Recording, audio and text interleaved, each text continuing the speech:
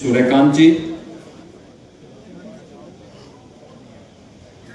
उच्चतम न्यायालय के माननीय न्यायमूर्ति और इसी प्रयागराज की धरोहर माननीय श्री विक्रमनाथ जी,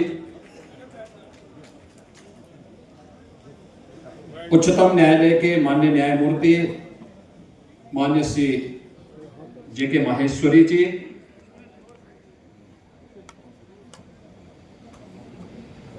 उच्चतम न्यायालय के माननीय न्यायमूर्ति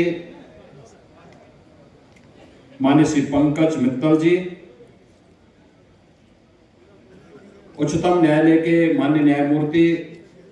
माननीय श्री मनोज मिश्रा जी, केंद्रीय कानून मंत्री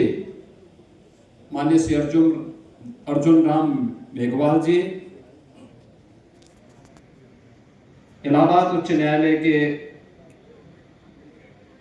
माननीय मुख्य न्यायाधीश श्री अरुण भंसाली जी, आज के इस समारोह की गरिमा को बढ़ाने के लिए यहां पर उपस्थित दिल्ली उच्च न्यायालय के मुख्य न्यायाधीश माननीय श्री उपाध्याय जी, उच्चतम न्यायालय के पूर्व माननीय न्यायमूर्ति श्री विनीत शरण जी, श्री कृष्ण मुरारी जी,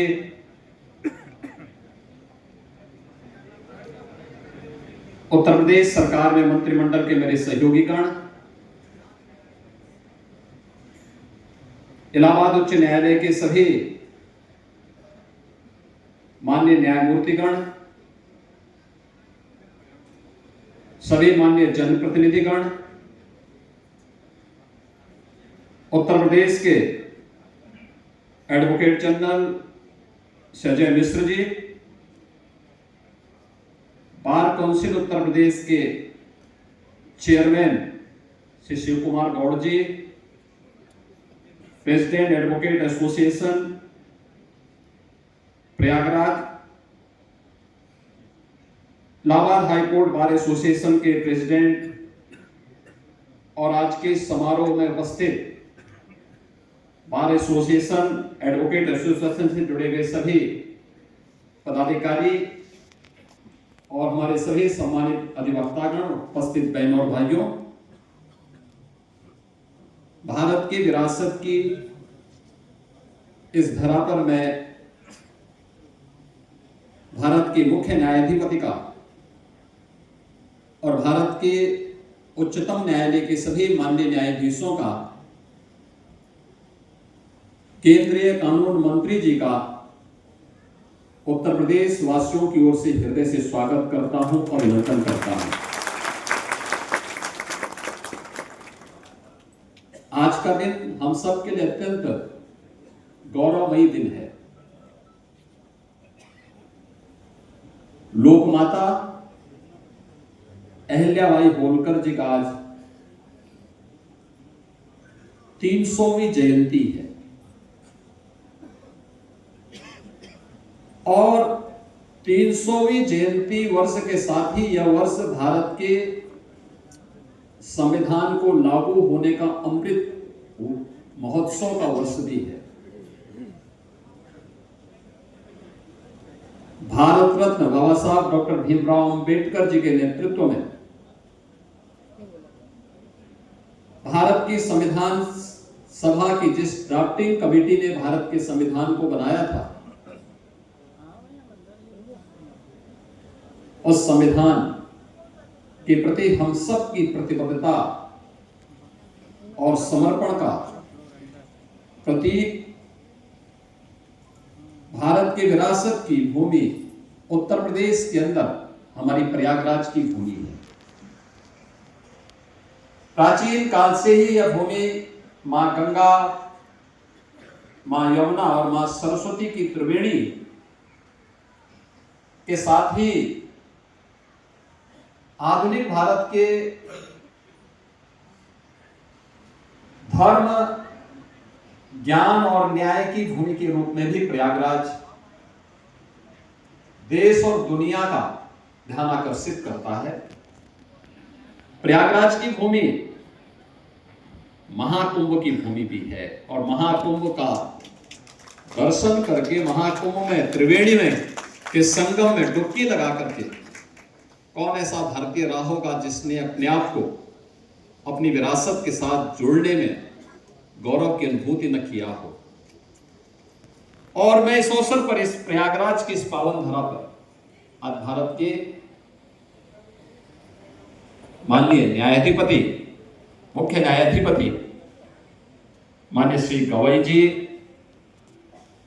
और उच्चतम न्यायालय के हमारे इतने शीर्ष माननीय न्यायमूर्तिगण आज यहां पर उपस्थित हुए हैं और केंद्रीय कानून मंत्री भी इस अवसर पर उपस्थित हुए हैं। तो मैं उत्तर प्रदेश की सरकार की ओर से, उत्तर प्रदेश वासियों की ओर से और आप सभी अधिवक्ताओं की ओर से भी उनका हृदय से स्वागत और अभिनंदन करता हूं। याद करिए, इसी इलाहाबाद उच्च न्यायालय में 2018 में 2017 में देश के यशस्वी प्रधानमंत्री जी का आगमन हुआ था और उस समय उन्होंने एक बात कही थी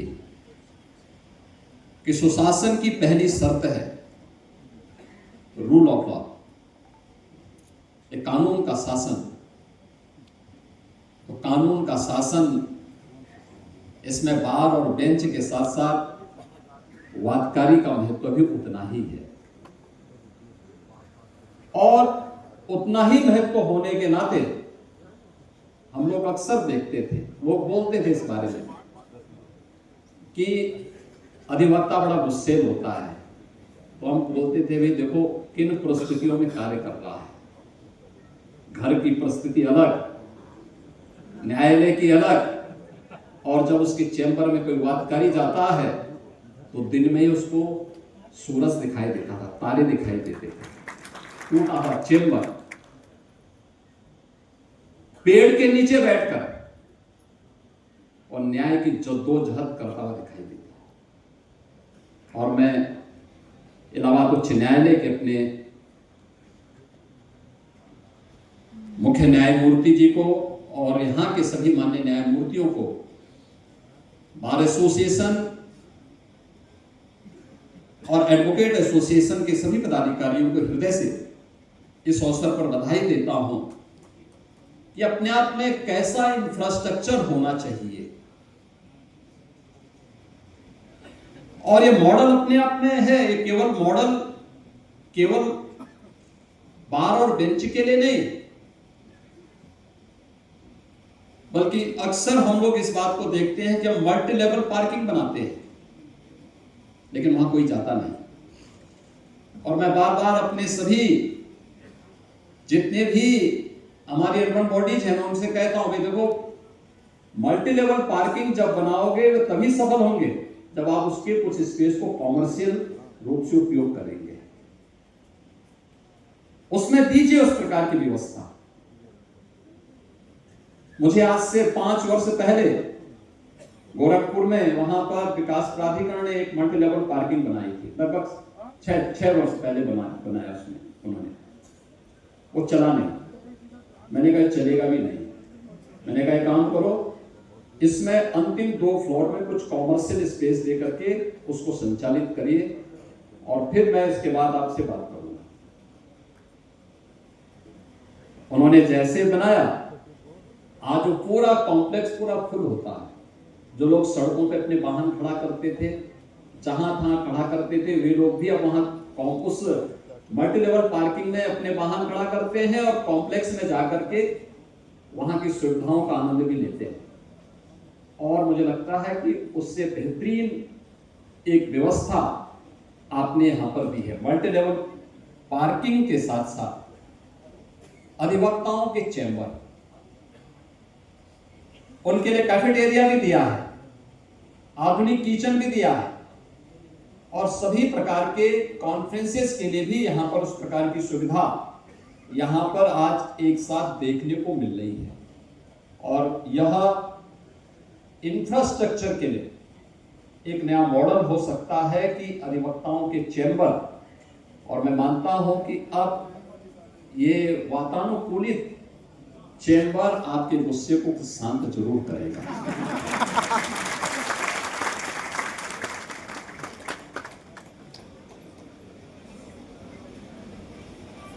जो कार्य यहां पर हम लोग कर रहे हैं, ऐसे ही हम लोग जब आए थे तो उस समय उत्तर प्रदेश के 10 जनपद ऐसे थे जिन जनपदों में उनकी डिस्ट्रिक्ट कोर्ट नहीं बन पाई थी। कोर्ट का नक्शा आता था, कभी हमारे मुख्य न्यायाधीश पसंद नहीं करते थे, कभी हम लोगों को पसंद नहीं होता था। मैंने कहा देखो ऐसा बनाओ जो थोड़ा मॉडल बने। मैं तब भी मेरे पास हमारी कार्यदायी संस्थाएं लेकर आकर कहते थे कुछ मॉडल बनाओ, इंटीग्रेटेड कोर्ट कॉम्प्लेक्स बनाने के साथ साथ उसमें पार्किंग की सुविधा भी दीजिए और अधिवक्ताओं के चैम्बर भी बनाइए। अधिवक्ताओं का उससे अलग मत करिए, अच्छी सुविधा दीजिए। और मुझे बताते हुए प्रसन्नता है कि जो प्रपोजल हम लोगों ने दिया था उनमें से 7 जनपदों को तो यहां से अप्रूवल मिल चुका है और हमने उसके लिए पैसा भी 1700 करोड़ रुपए उसके लिए हम जारी कर चुके हैं। 3 अन्य जनपदों के लिए उन मामलों को भी बड़ी कृपा से यहां से, वे मामले न्यायालय में ही लंबित थे, उनका निस्तारण भी हो चुका है और उनको भी हम लोग उन जनपदों में दे रहे हैं। ये अपने आप में एक मॉडल बनने जा रहा है, क्योंकि इंटीग्रेटेड कोर्ट कॉम्प्लेक्स जब बनेगा, एक छत के नीचे सभी प्रकार की सुविधाएं, न्यायिक कार्यों से संबंधित सुविधाएं वादकारी को वहां प्राप्त हो पाएंगी। अधिवक्ताओं के लिए अच्छे चैम्बर भी वहां उपलब्ध होंगे, कार पार्किंग की सुविधा भी होगी और उसी कॉम्प्लेक्स में हम न्यायमूर्तियों के लिए या फिर वहां के लिए जो न्यायिक अधिकारी हैं उन न्यायिक अधिकारियों के लिए आवासीय सुविधा भी वहां पे उपलब्ध करवाने की व्यवस्था कर रहे हैं। और ये अपने आप में अच्छे एक कॉम्प्लेक्स के निर्माण की दिशा में जो प्रयास प्रारंभ हुआ है, यह भी अपने आप में एक मॉडल बनेगा। इसके अलावा केंद्र और राज्य सरकार मिलकर के जनपदीय न्यायालयों में भी अधिक से अधिक सुविधाएं उपलब्ध करवाने के साथ साथ अधिवक्ताओं की उन समस्याओं के समाधान के लिए भी जो अधिवक्ता निधि थी, अधिवक्ता निधि की राशि को हम लोगों ने 1.5 लाख से बढ़ा के 5 लाख कर दिया है और आयु सीमा को भी बढ़ा करके 70 वर्ष, 60 साल से बढ़ा के 70 वर्ष कर दिया है। उसके लिए कॉर्पस फंड भी हमने 500 करोड़ रुपए अलग से दे दिया है कि न्यासी समिति इस पैसे का उपयोग समय समय पर, जैसे ही किसी अधिवक्ता के साथ कोई घटना दुर्घटना हो तो उस अधिवक्ता समिति की, न्यासी समिति उस परिवार को यह सुविधा तत्काल उपलब्ध करवा दे।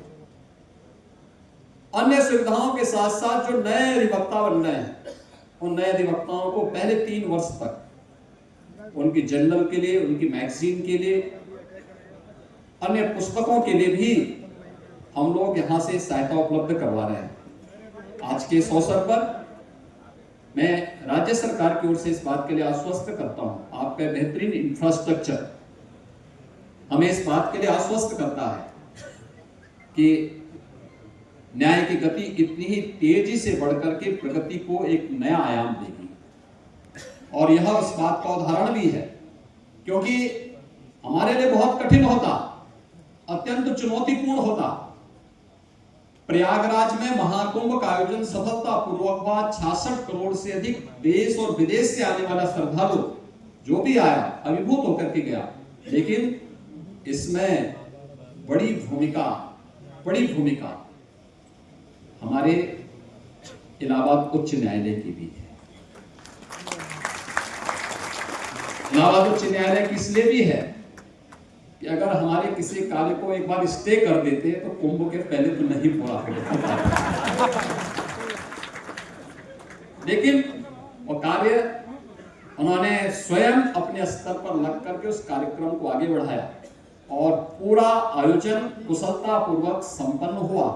और प्रयागराज को एक पहचान मिली। आयोजन इतने बड़े स्तर पर हो सकता है सभी लोग मिल करके एक साथ बाबा साहब भीमराव अंबेडकर के द्वारा बनाए गए संविधान की भावनाओं के अनुरूप अपनी अपनी जिम्मेदारियों का निर्वहन कर पाएंगे तो परिणाम लाए जा सकते हैं। उस परिणाम को उस अवसर पर लाने में सफलता प्राप्त हुई थी और मैं इस बात के लिए आपको आश्वस्त करता हूं कि अभी मल्टी लेवल पार्किंग और अधिवक्ताओं के जो बेहतरीन चेंबर बने हैं, इस समय सारी जिम्मेदारी तो अब यहाँ पे माननीय उच्च न्यायालय और यहाँ के जितने भी एसोसिएशन हैं सब मिलकर के करेंगे। लेकिन इसका एक्सटेंशन जो होगा, उस एक्सटेंशन के लिए जो भी धनराशि लगेगी उसके लिए भी हम धनराशि जिससे न्याय की इस भूमि में, ज्ञान की इस भूमि में और धर्म की इस धरा में हम और भी बेहतर कर पाएंगे, जिससे उत्तर प्रदेश के वादकारी को समयबद्ध तरीके से न्याय प्राप्त हो सके। मैं आज के इस अवसर पर एक बार फिर से भारत के मुख्य न्यायाधिपति माननीय गवई जी का, इस अवसर पर उपस्थित माननीय न्यायमूर्ति श्री सूर्यकांत जी का, माननीय न्यायमूर्ति श्री विक्रम नाथ जी का, माननीय न्यायमूर्ति श्री जे.के. माहेश्वरी जी का, माननीय न्यायमूर्ति श्री पंकज मित्तल जी का और माननीय न्यायमूर्ति श्री मनोज मिश्रा जी का, केंद्रीय कानून मंत्री माननीय श्री मेघवाल जी का उत्तर प्रदेश सरकार की ओर से और उत्तर प्रदेश की जनता जनार्दन की ओर से हृदय से स्वागत करता हूं, अभिनंदन करता हूं। धन्यवाद। जय हिंद।